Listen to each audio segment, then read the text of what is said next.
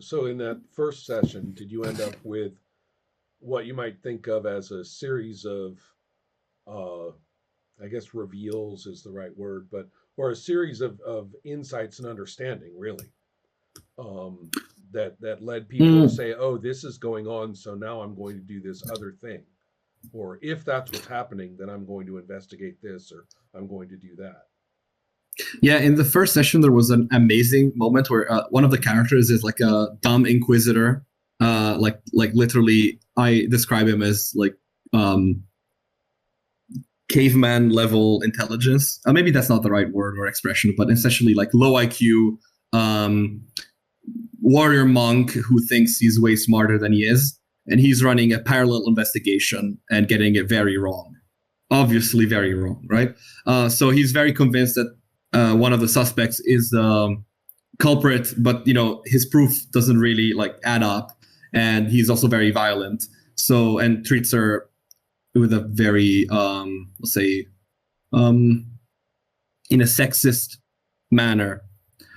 So this one of the players really really disliked this character to the point that he decided that his goal now was to just stop this character from doing whatever he wanted to do rather than continue investigating with the others. And I thought that was amazing. Yeah. I thought that was really cool, especially because he went into conflict with this brain dead idiot and lost multiple times. Oh no. And I was laughing my ass off. Mm-hmm. How did that play into, how did kind of the asymmetrical information kind of play into I mean, if we look at the word plot retroactively, Right. how did the asymmetrical information play into how things turned out or how things went? I'm sorry, I don't understand the question. Right. What do you mean by Okay, plot? let me start again. We have different players whose characters have different levels of understanding and, Mm-hmm. knowledge, basically. Yeah. So, how did the way those came together, or what plot events or the way events turned out, can be traced to the fact that one person knew one thing and another person didn't, or another person had a misunderstanding? We actually, it's a rule of the game that unless since the detectives are assumed at the beginning to be collaborating and to be sharing information out of scene, unless declared otherwise, unless established otherwise. In the case that that happened in the second session because one of the detectives started disagreeing heavily with the others, but we are essentially assuming that they all share information. Right. Well, that's out of play, out of scene. So as soon as there is an instance of like, okay, like we've all had a little bit of downtime, then we have assumed that they all have shared all the relevant information, unless the right. player says, no, I'm not collaborating with these guys anymore. So what? So you saw one session in which that was pretty much taken as given, right? In the first one. Yeah. And then Yeah. you saw another one in which somebody exercised the option not to do so. Yes. And was that the same situation you were talking about a minute ago? With the when everything exploded. Yeah, when the no, that's those are two different sessions. Excellent. Okay, so put that aside. I want to go to the second session in which at least one player said, no, we're not actually sharing information. We're not doing the default. Now, what occurred plot-wise, or how did events turn out insofar as they agreed with the culprit? Right, but that's not what I'm asking. I'm talking about what events occurred in play because of those different knowledge bases. Yes, this is the best thing that happened, which is we had this kind of final scene in the study of the prince. Prince instead of a sovereign prince, not a hereditary prince. It's a principate. And some characters went there with like knowledge of a they had knowledge of a plot that wasn't involved the murder, but that they decided that it was very, very important to uncover, and they wanted to accuse an NPC in front of the prince of like essentially plotting against him, which was the faction leader of a country, a visiting country, right? So there was a conflict that happened around that idea. And then two other characters, one of them made a flashback where during the dinner before the murder, he actually had followed the culprit, which he didn't know was the culprit at the time, and asked her about this interaction that she had with the victim. And then actually he got like a full kind of explanation of her problems with the victim, which wasn't so much of a victim as much as a guy that kind of really deserved it. And so in this flashback, she essentially shared her emotions with him, and he kind of acted as a counselor. And he was able to reconstruct from that, oh my God, she's probably the culprit. She probably killed him. Now I get it, right? And so they went to her room, and while the other guys were doing this other thing in the prince's study, and they tried to reason with her. And in this moment, they were not sharing information, but those two characters essentially decided that we actually want to help the culprit get away with it, right? And the other characters, so they essentially said, oh, we are not collaborating with the other detectives anymore. We're doing our own thing now, right? So they kind of split from the team, and they said, look, we're going here and we're trying to reason with the culprit, and we want to get her we want to help her get away with the murder. Right. You explained to me about how they came to the point where the information sharing stopped. But Yes. I wasn't asking about any of that. Right. Sorry. I am asking about what plot events are identifiable after that point that can be traced to the differences in information held by the characters. Yes. So it's this final scene that happened right after what I just said, where it's really the best thing that I've had with this game yet. And essentially, they actually finally met in the prince's study, interrupting what they were doing. And the two characters were sure on the side of the culprit started arguing in favor of her. And the other two characters, actually the player of one of the two characters decided, oh, I actually agree with them now. So she changed sides. And the remaining player decided his character was like really just like a detective. I want the truth. This is not right. So they had like a conflict, and we had a conflict roll with like 6 sides or something, because there was like 2 NPCs, 4 PCs, and they all wanted something different. And it was really fucking cool. And then that's the moment that I understood, oh fuck, I need to run this like the sorcerer conflict rules. And you're smiling. I would like to know more about this. So what happened then? Dice wise. Yeah, so in the rules that I have, all right, so I'll explain first the system that I had written, right, and then I'll explain what I actually did. Right. Okay, yeah? All right, so I'm going to take some dice if you don't mind. So I explain, right. We could even play it if you want. Where the fuck is my, okay, here. These are my Inquest dice. Are we talking about? D6s. And technically you need 2 of a different color, but not for this explanation. So maybe if we get into the resources. All right, sure. Yeah, so you're going to roll 4 D6s and 2 of a different color. So 6 in total. Oh, wait. So 4 of them are the same color? Yeah, so you need 6 die 6, and 4 of them are one color, and 2 of them are a different color. Awesome. Yeah.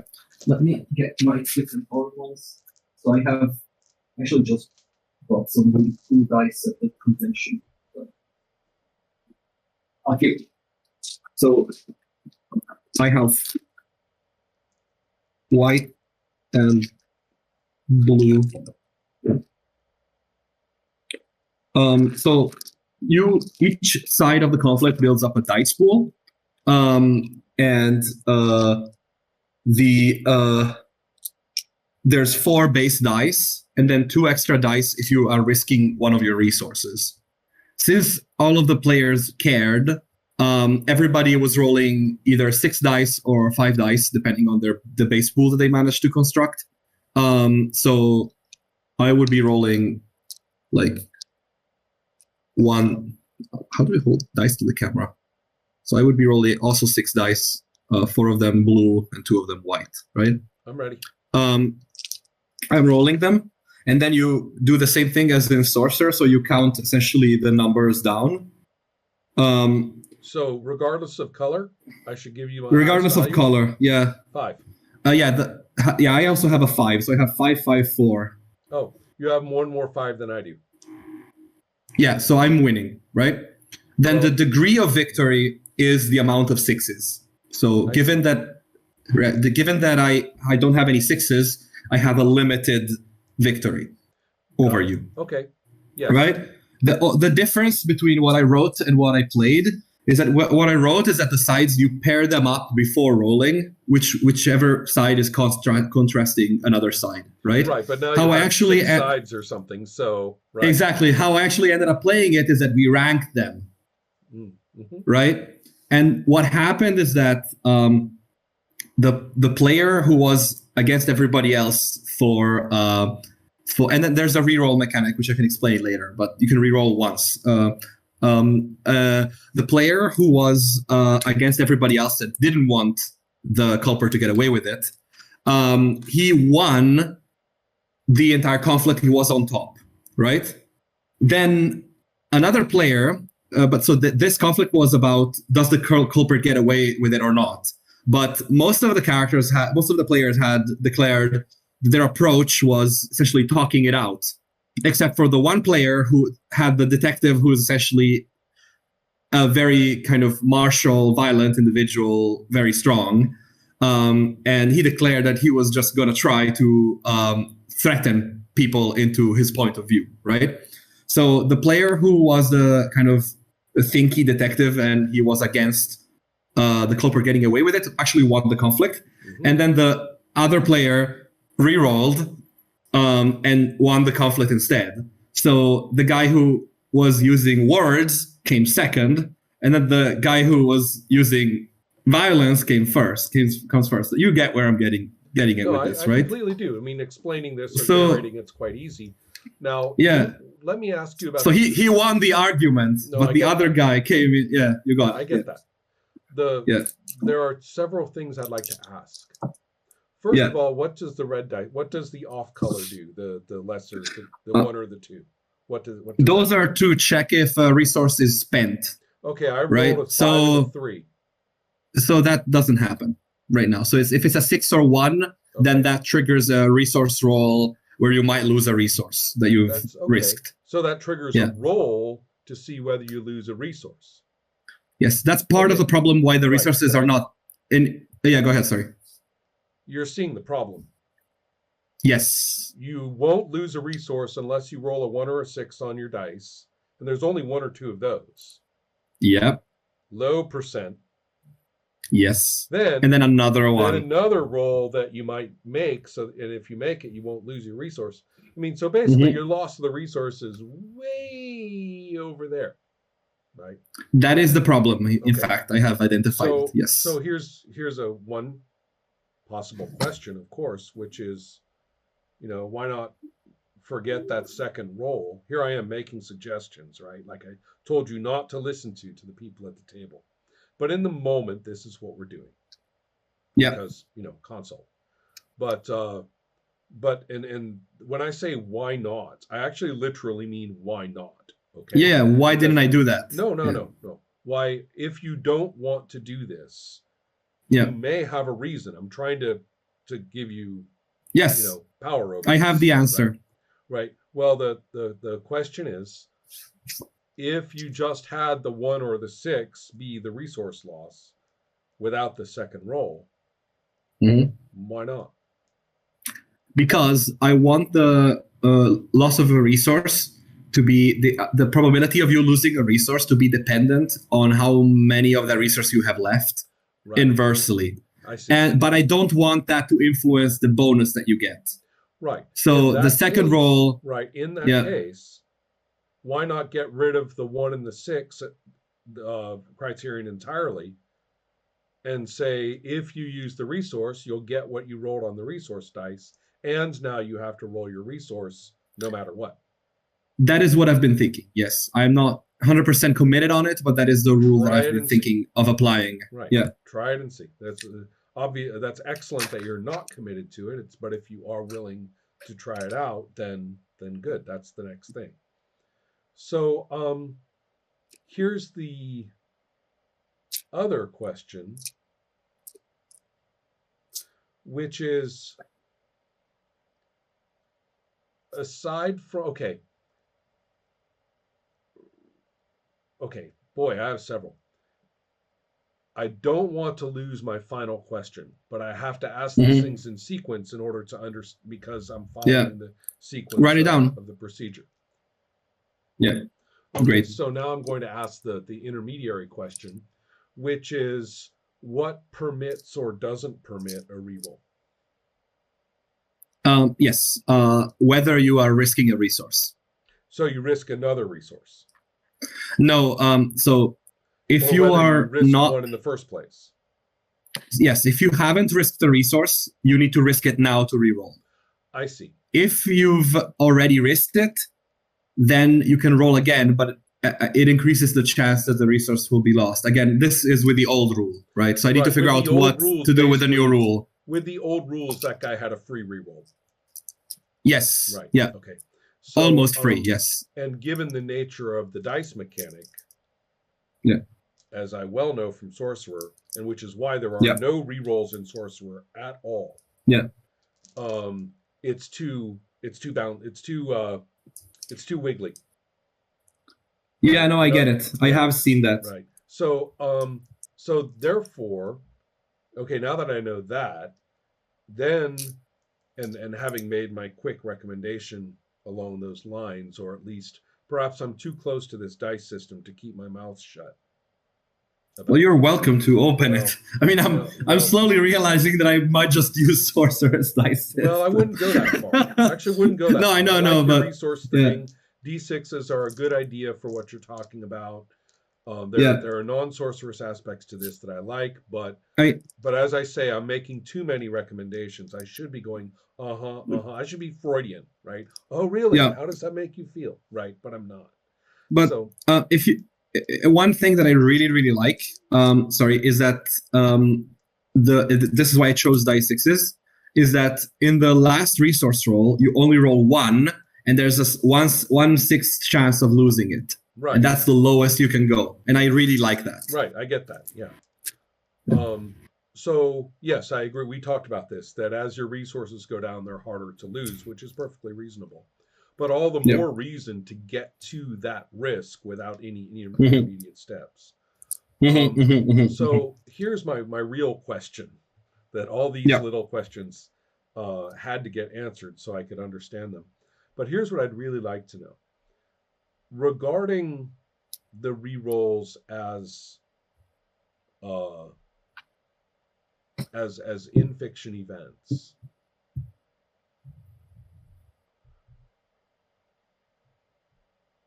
what happens prior to a reroll that isn't overridden? The dice have hit the table. XYZ occurs. Nothing. You see, that's a bit of an issue. It means that the reroll isn't a reroll at all. It's just a necessary piece of the resolution. It is, yeah. And that is, in many ways, just a more complicated resolution with its own resource base, rather than fair enough. anything that you would think of. Okay, here, let me see if I can show you from one of my games that does use rerolls, or rather, they're called rerolls. And Trollbabe, you mean? Yes. And if I were in the future ever to alter that text, I would cease to call them rerolls, because they're not rerolls. They're an additional roll.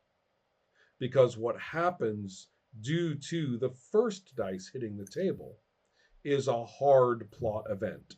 It occurs. Yeah. And then if you want to check off a box, then you can roll again or choose to, remain at a failure at that die. Yeah. But the failure, or what looks like the beginning of the failure with its own consequences, does in fact occur. Yeah. I mean, the troll babe is hurt Hmm. at that second, at that failure level. And rolling the die, checking off a box and rolling that die or a die to continue the conflict isn't actually a reroll. You don't re-roll that first value. See what I mean? It hit Yeah. and its effects occur. And then you roll to see, you choose to roll again to continue what's going on in light of that injury or whatever it was. But the point is that if it is genuinely, if the rolling the die again, or a die again, is literally taking away that first roll, now it doesn't exist numerically Yeah. or even necessarily consequentially, and you basically re-roll it. It's a do-over. Yeah. Then the chance for it to be a do-over in the fiction is, I mean, the point is that there is no fiction at that point. There is none. Yes. And you Mhm. were sort of delighted by the fact that they were using very different techniques, fiction, the two characters. Therefore, you were able to construct fiction out of that. Yes. It But would have been that's, even better if there was a prior narration and then added on top well, with a more than reroll. that, a Yes. prior narration that actually stuck, Yeah. requiring a prior narration, but letting the reroll be a reroll to obviate it Yeah. is painful and aggravating. Yes. Because basically it forces you to go blah blah blah blah, knowing that this die can come along and just basically erase you. Yeah. And instead, if you've won that first conflict, you get a thing. I don't care what it is, but you Yeah. get that thing. Yeah. And so that the chance for the additional rolls to come in, or the possibility that people will put additional rolls into it, is real, but they have to live with whatever it is that you did in fact accomplish.